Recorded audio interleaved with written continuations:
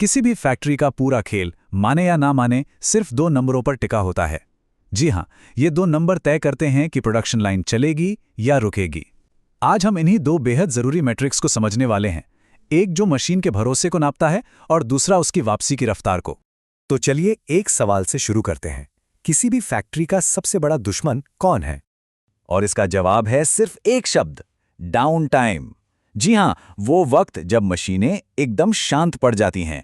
और देखिए, जब मशीनें रुकती हैं ना, तो सिर्फ प्रोडक्शन ही नहीं रुकता, लागत का मीटर तेजी से घूमने लगता है और कस्टमर्स तक डिलीवरी पहुंचने में देर हो जाती है।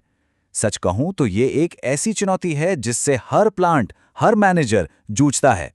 तो चलिए इस सबसे बड़ी प्रॉब्लम यानी डाउन टाइम की जड़ तक चलते हैं और इसे थोड़ा और करीब से समझते हैं। सोचिए जरा, जैसे ही कोई मशीन बंद होती है, उसका असर तुरंत दिखने लगता है। सबसे पहले तो प्रोडक्शन घट जाता है, फिर रिपेयर का खर्चा और काम रुकने की वजह से कॉस्ट आसमान छूने लगते हैं, और आखिर में डिलीवरी में देरी होती है। मतलब दांव पर बहुत कुछ लगा होता है। तो फिर इस डाउन टाइम से लड़ें कैसे? इसके लिए हमारे पास एक बहुत ही काम का टूल है, या कहिए एक मीटर है, रिलायबिलिटी का मीटर। इसका नाम है MTBF।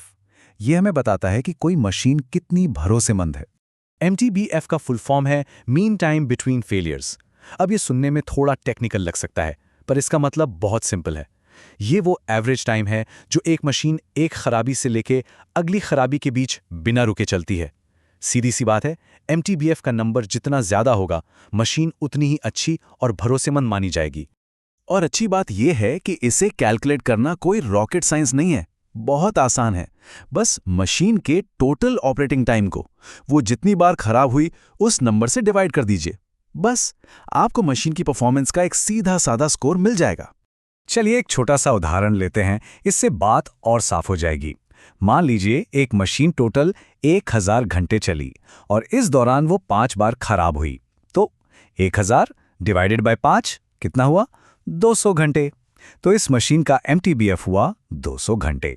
इसका मतलब यह है कि ऑन एन एवरेज ये मशीन हर 200 घंटे चलने के बाद एक बार खराब हो जाती है। तो ये तो हुई रिलायबिलिटी की बात। अब कहानी का दूसरा हिस्सा देखते हैं। अब बारी है हमारे दूसरे मीटर की, जो स्पीड नापता है। इसका नाम है MTTR, और ये बताता है कि हमारी मेंटेनेंस टीम किसी खराबी को ठीक करने में कितनी तेज है। MTTR का मतलब है मीन टाइम टू रिपेयर, मतलब मशीन खराब होने के बाद उसे ठीक करने में औसतन कितना समय लगता है। और यहाँ पर खेल बिल्कुल उल्टा है।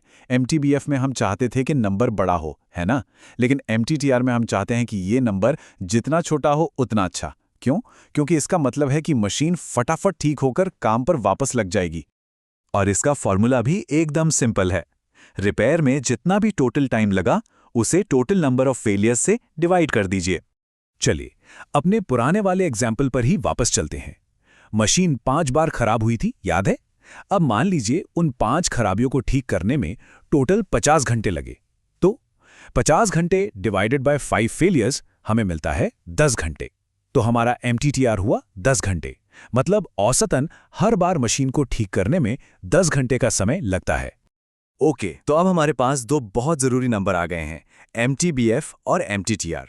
एक है भरोसे का स्कोर और दूसरा है स्पीड का। ये दोनों दो बिल्कुल अलग अलग लेकिन इक्वली इंपॉर्टेंट कहानियां बताते हैं। तो चलिए अब इन दोनों के बीच के फर्क को और गहराई से समझते हैं।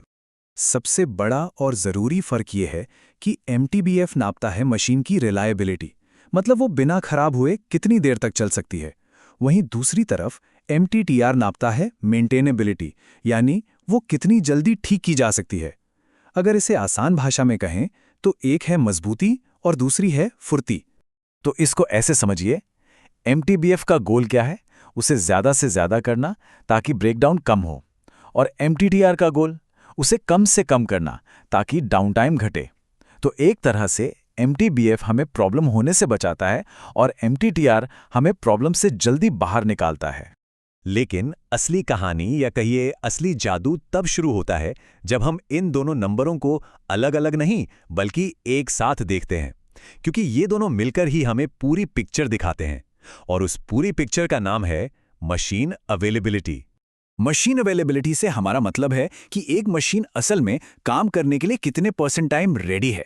ये एक बहुत ही पावरफुल नंबर है जो हमें बताता है कि हम अपने प्रोडक्शन पर कितना भरोसा कर सकते हैं।